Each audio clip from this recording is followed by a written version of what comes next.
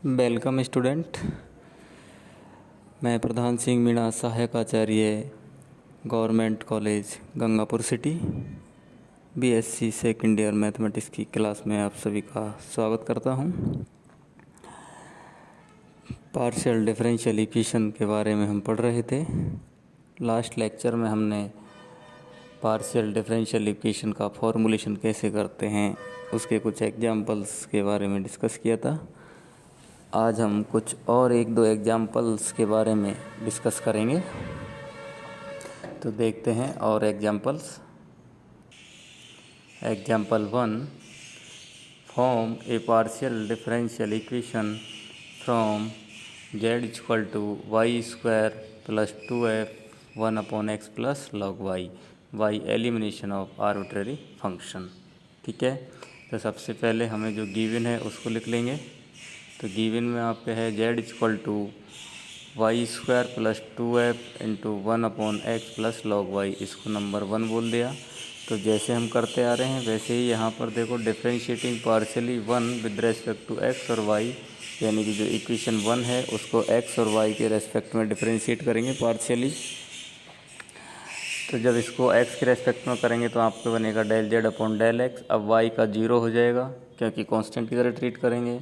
और जो f है उसका पहले f डैश होगा, उसके बाद जो अंदर फंक्शन है उसका del upon del x into this. ठीक है, अब 2f डैश हो जाएगा इसका, तो ये एज रहेगा। अब इसको जब हम डिफरेंशिएट करेंगे तो 1/x का माइनस 1/x स्क्वायर हो जाएगा।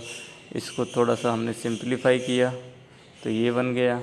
उसके बाद f dash 1/x plus log y की वैल्यू हमने कैलकुलेट की यहाँ से, तो हमारे पास ये बन गया minus x square upon 2 into del z upon del x. इसको हमने नंबर 2 बोल दिया।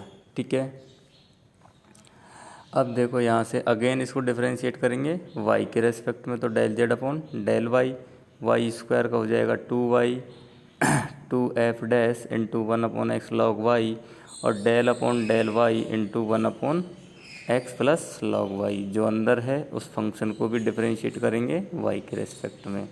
तो जब इसको डिफरेंशिएट किया तो ये 2y का 2y रहा, ये एज इट इज़ रहा। इसका किया तो log y का होता है 1/y डिफरेंशिएशन, तो ये हो गया। इसको थोड़ा सिंप्लीफाई किया। यहाँ पर देखो ध्यान से देखना, ये जो वैल्यू है आपके 2 इंटू एफ डैश एस, इसकी हमने वैल्यू इक्वेशन नंबर 2 से रख दी, यानी कि F dash 1/x log y की जगह कितना रख दिया, माइनस के x square upon 2 into del z upon del x. 1/y अपनी जगह एज इट इज़ रहा। ठीक है, वाई इक्वेशन नंबर 2 यानी कि इससे। ठीक है, इसको थोड़ा सिंप्लीफाई किया तो del z upon del y equal to 2y minus x square upon y into del z upon del x, क्योंकि इस 2 से 2 कैंसिल हो गया।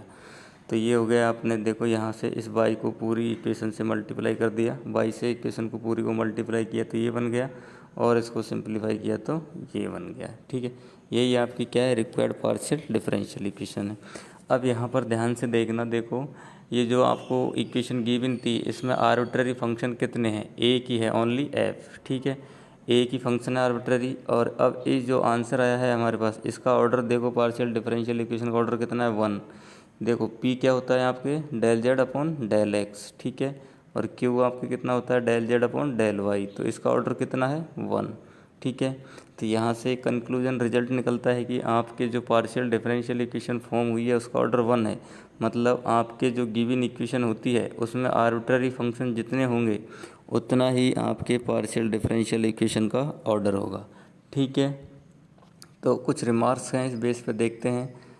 देखो, remark 1, if number of arbitrary constant is equal to the number of independent variable then the order of partial differential equation is 1। यानी कि अगर आपके आर्बिट्ररी कांस्टेंट की संख्या जो है वो आपके इंडिपेंडेंट वेरिएबल्स के बराबर है तो जो required partial differential equation form होगी उसका ऑर्डर 1 होगा। दूसरा है number of arbitrary constant is greater than number of independent variable. अगर आर्बिट्ररी कांस्टेंट जो हैं आपके वो इंडिपेंडेंट वेरिएबल से ज़्यादा है तो जो पार्शियल डिफरेंशियल इक्वेशन बनेगी उसका ऑर्डर 1 से ज़्यादा होगा। अगर आर्बिट्ररी फंक्शन आपके नंबर ऑफ आर्बिट्ररी फंक्शन जितने हैं उतना ही फिर पार्शियल डिफरेंशियल इक्वेशन का ऑर्डर होगा। यानी कि आर्बिट्ररी फंक्शन आपके 1 है तो ऑर्डर 1 होगा, 2 है तो ऑर्डर 2 होगा, 3 है तो 3 होगा, एंड सो ऑन। अब देखो ये आपको कुछ होमवर्क है जिसको आप घर पे करेंगे। Form partial differential equation from the following. Equation number 1 है आर्बिट्ररी कांस्टेंट को एलिमिनेट करना है। क्वेश्चन नंबर 1 है आर्बिट्ररी कांस्टेंट को एलिमिनेट करके पार्शियल डिफरेंशियल इक्वेशन को फॉर्म करना है। क्वेश्चन नंबर 2 में आर्बिट्ररी फंक्शन है। अब यहाँ पर देखो आर्बिट्ररी फंक्शन 2 हैं, एक स्मॉल एफ एक कैपिटल एफ। तो यहाँ पर जब आप फॉर्म करोगे तो पार्शियल डिफरेंशियल इक्वेशन का ऑर्डर कितना होगा, 2 होगा, क्योंकि यहाँ पर 2 आर्बिट्ररी फंक्शन है। ऐसे ही आपके थर्ड में आर्बिट्ररी फंक्शन 1 है, इसको एलिमिनेट करोगे और आप पार्शियल डिफरेंशियल इक्वेशन फॉर्म करोगे।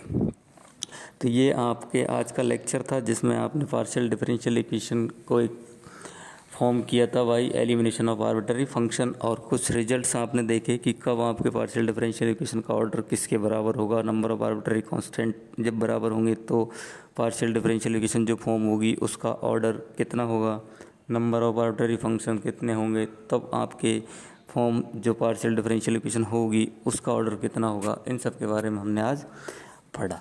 आज के लिए इतना ही है। Thanks for watching the video.